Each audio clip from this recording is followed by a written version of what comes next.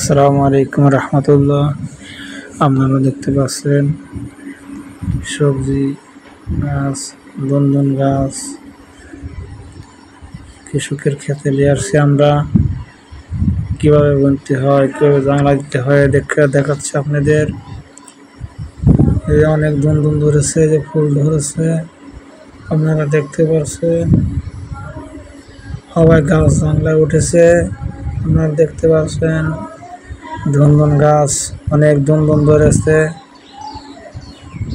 তুলতেছে কতদিন। এই যে দন্দন, অনেক দন্দন ধরেছে, তুলছে, প্রতিদিন তোলে, প্রতিদিন সকালবেলা তোলে,